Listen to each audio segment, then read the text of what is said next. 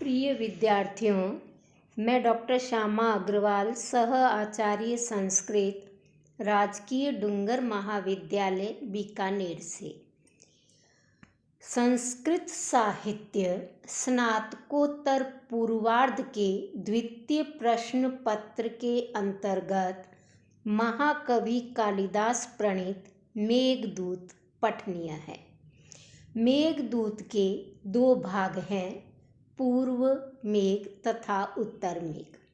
इस वीडियो में हम पूर्व मेघ के श्लोक संख्या 31 से लेकर 35 तक का अध्ययन करेंगे। प्राप्यन्वतीन उदयन कथा कोविद ग्राम वृधान। उदयन कथा कोविद ग्राम वृधान। उदयन की कहानी को जानने वाले जो गांव के बुजुर्ग लोग हैं, उनसे युक्त अवंतेन उज्जैनी नगरी में प्राप्य पहुंचकर, हे मेघ तुम सुचरित फले पुण्य फलों के स्वल्पीभूते कम हो जाने पर गाम भूमि पर गतानाम आए हुए स्वर्गीणाम स्वर्गवासियों के शेषै बचे हुए पुण्यों के द्वारा हृतम लाई गई कांतिमत उज्ज्वल कांति से युक्त दिवह खंडम एव। दिवह स्वर्ग के टुकड़े के समान पूर्वोदिष्टाम पहले से निर्देशित श्री विशालाम। श्री लक्ष्मी का नाम है, वैभव संपत्ति समृद्धि का पर्याय है। ऐसी श्री से विशाल विशाला नाम की पूरिम नगरी में उपसर चले जाना। प्रसंग चल रहा है कि यक्ष मेघ से आग्रह करता है कि यद्यपि उज्जैनी का मार्ग कुछ टेढ़ा है, उत्तर दिशा की ओर उज्जैनी नहीं पड़ती, लेकिन फिर भी तुम्हें उज्जैनी तो जाना ही है। उज्जैनी में विशाला नाम की नगरी है, जो समृद्धि से विशाल है, जो वैभव संपन्न है, जो श्री संपन्न है।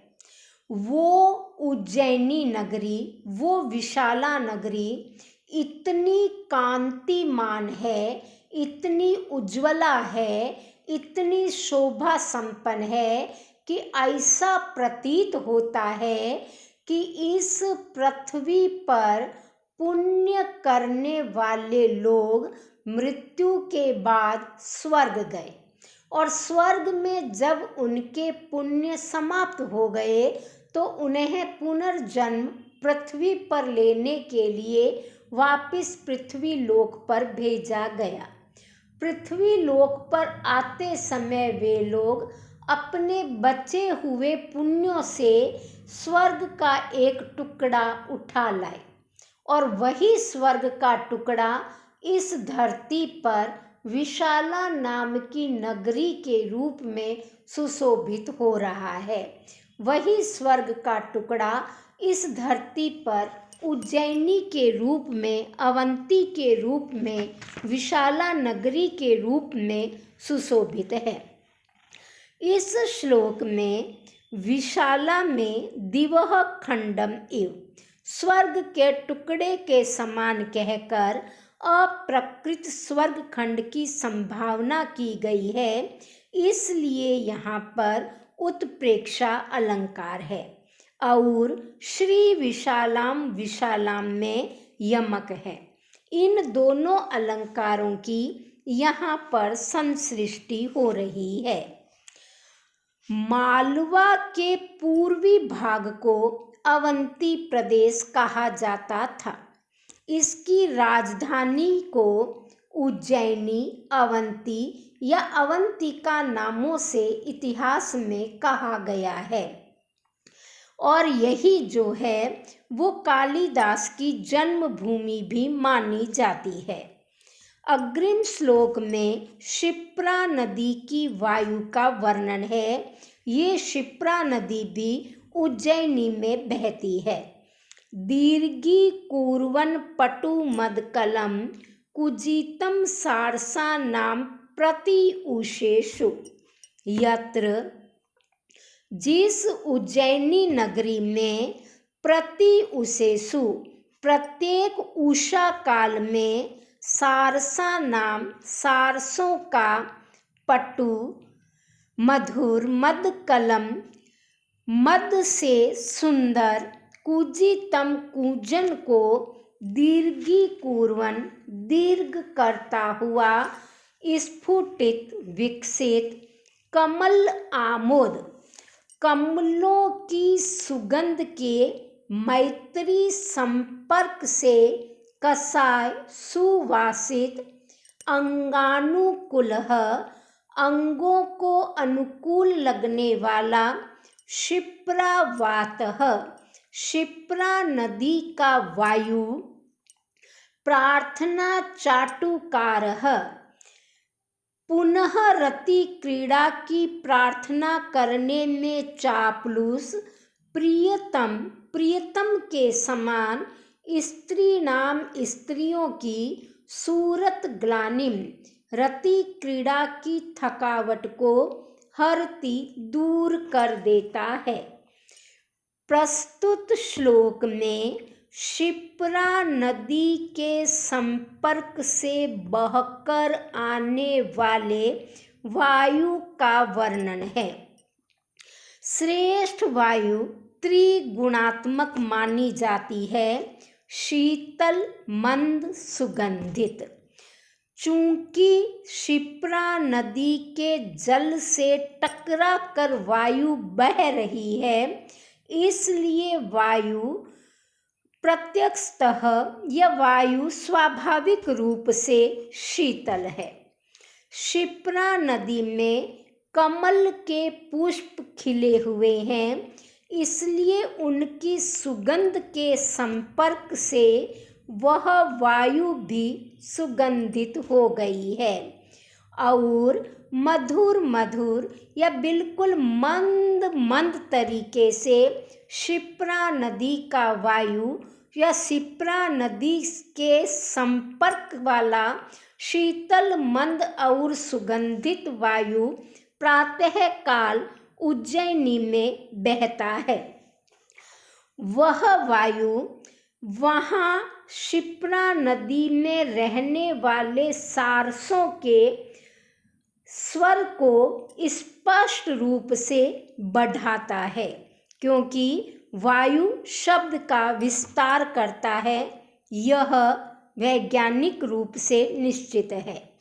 तो वह वायु जो है क्षिप्रा नदी में रहने वाले सारसों के कूजन को, उनके मधुर कलरव को विस्तार प्रदान करता है। कमलों की संपर्क से वह सुगंधित है, शीतल है, मंद है, सुगंधित है, तो शरीर को भी अच्छा लगने वाला है, अंगानुकूल है, शरीर को सुहाने वाला है। ऐसे वायु को प्रियतम की उपमा दी गई है, जो प्रार्थना करने में चाटुकार है। ऐसे प्रियतम के समान यह क्षिप्रा नदी का वायु भी थकावट को दूर कर देता है। इस श्लोक में यानी अग्रिम श्लोक में विशाला नगरी के बाजारों का वर्णन है, जहाँ रत्नों की अधिकता है। कहा गया है, हारांश तारांश तरल गुटिकान कोटिशः शंख शुक्ति यस्य। जिस उज्जैनी नगरी में या जिस विशाला नाम की नगरी के बाजारों में कोटिशः करोड़ों की संख्या में अनगिनत असंख्य विपणि रचितान। बाजारों में बिखरे हुए, बाजारों में सजाए गए तारान शुद्ध तरल गुटिकान।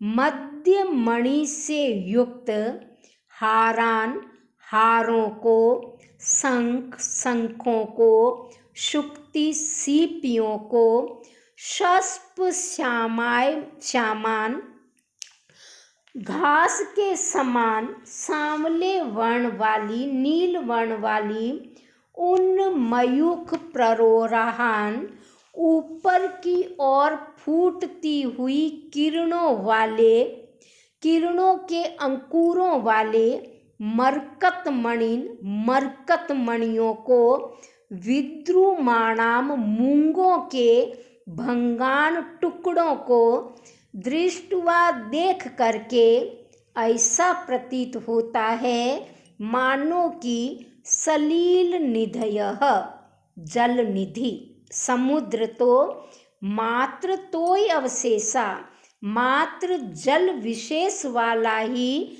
समलक्ष्यन्ते प्रतीत होता है या मालूम पड़ता है। उस विशाला नगरी के बाजार में करोड़ों की संख्या में रत्न सजाए हुए हैं, रत्न बिखरे पड़े हैं। हार, मध्यमणि, मरकतमणि, मूंगे, इन रत्नों को देख करके ऐसा प्रतीत होता है कि समुद्र के सारे रत्न समाप्त हो गए हैं। समुद्र का एक पर्याय रत्नाकर है तो दूसरा पर्याय जलनिधि है, लेकिन अब वो केवल जलनिधि ही बचा है। रत्न तो सारे उज्जैनी के बाजारों में आ गए हैं, तो उसका रत्न का कोष तो समाप्त हो चुका है। अब उसका केवल सलील निधि विशेषण ही उचित है, क्योंकि वह मात्र जल शेष वाला ही बचा है। ऐसा कालिदास कह रहे हैं। वो कह रहे हैं कि तोय मात्र अवशेषा, जिसमें मात्र जल या पानी ही बचा है, क्योंकि सारा रत्न कोष तो रिक्त हो चुका है, सारे रत्न तो उज्जैनी में आ गए हैं, अतः समुद्रों में जल मात्र ही बचा है। इस श्लोक में समृद्धता का वर्णन होने से उदात्त अलंकार है।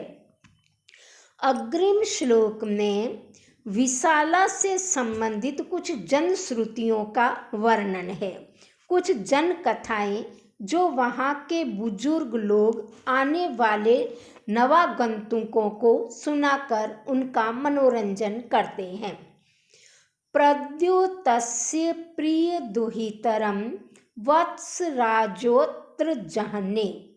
अत्र इस स्थान पर वत्सराजः, वत्स देश के राजा उदयन ने प्रद्योतस्य, राजा प्रद्योत की प्रिय दुहितरम, प्रिय पुत्री वासवदत्ता का जहने अपहरण किया था। अत्र इस स्थान पर तस्य एव राज्ञः, उसी ही राजा अर्थात राजा प्रद्योत का हैमम, स्वर्ण से निर्मित ताल द्रुम वन, ताल वृक्षों का वन अभूत हुआ करता था यथा। अत्र इस स्थान पर नलगिरि है, नलगिरि नामक राजा प्रद्योत का हाथी दर्पात गर्व के कारण स्तंभम, खूंटे को उत्पाट्य उखाड़ कर उद्भ्रांता घुमा था। इति इस प्रकार अभिज्ञ जनः, जानकार लोग, कोविद लोग, आगंतुन बंधुन, आने वाले बंधुओं का, पर्यटकों का रमयति, विनोद करते हैं, मनोरंजन करते हैं।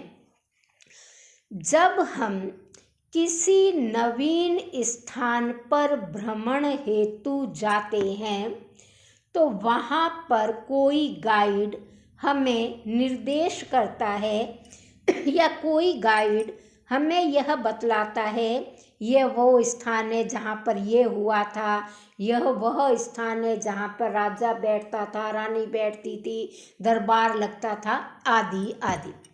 इसी प्रकार जब कोई पर्यटक या नवागंतुक उज्जैनी नगरी में जाता है तो वहाँ के जो जानकार लोग हैं वो उसको इस प्रकार बताते हैं कि यह वह स्थान है जहाँ उदयन ने हमारी राजकुमारी वासवदत्ता का अपहरण किया था।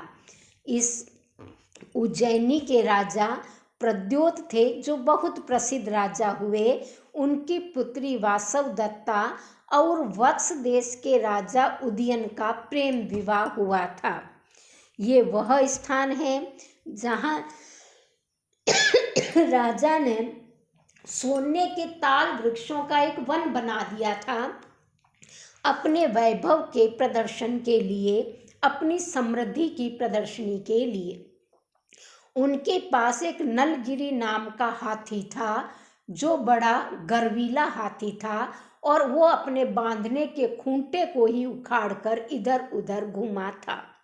इस प्रकार जानकार लोग यहाँ के बारे में आने वाले लोगों को बताते रहते हैं।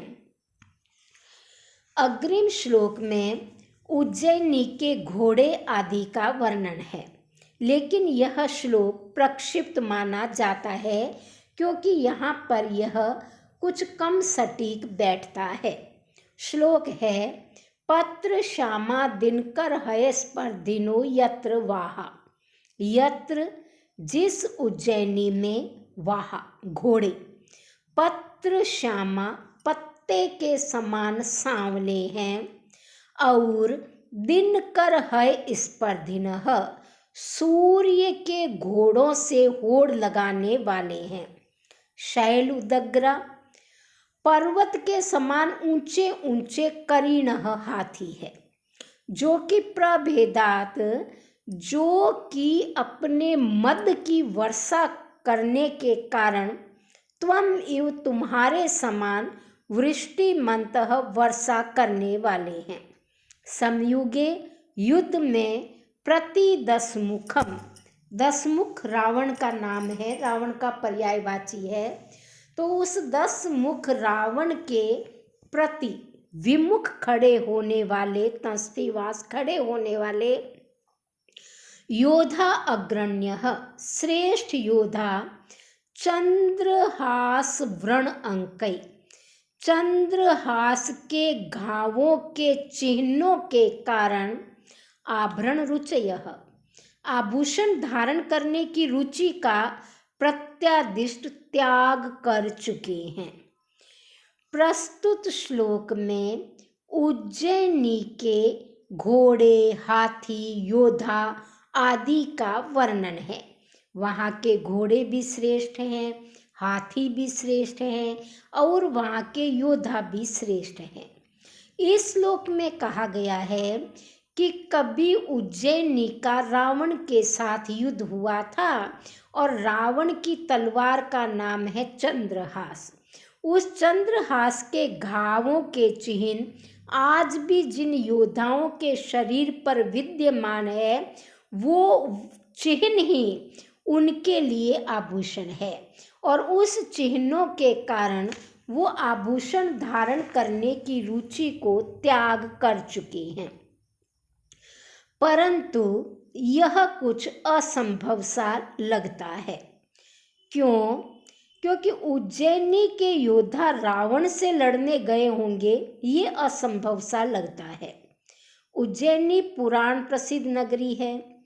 त्रेता युग में इसके भी वीर रावण से लड़े हों तो क्या यह असंभव है? कुछ लोग यह भी कहते हैं। अथवा 10 मुख का अर्थ रावण न भी करें तो भी काम चल जाएगा, क्योंकि दशानां मुखानां समाहारः दशमुखम तत्प्रति, ऐसा विग्रह करने से इसका अर्थ होगा 10 मुखों अर्थात योद्धाओं के विरोध में। भाव यह होगा कि उज्जैनी का एक योद्धा 10-10 योद्धाओं का सामना करने की सामर्थ्य रखता है। इस प्रकार अर्थ करने पर कुछ असंभवता कम होती प्रतीत होती है, परंतु प्रायः व्याख्याकारों ने इस श्लोक को यहाँ उचित नहीं माना है। इसको अलका नगरी के वर्णन में उत्तर मेघ में रखा जाना उनकी दृष्टि से उचित है, क्योंकि अलका के योद्धाओं का कुबेर के कारण, कुबेर के वो चूंकि योद्धा है इसलिए उनका रावण से युद्ध होना प्रसिद्ध है, इसलिए इस श्लोक को उत्तर मेघ में रखा जाना सटीक प्रतीत होता है।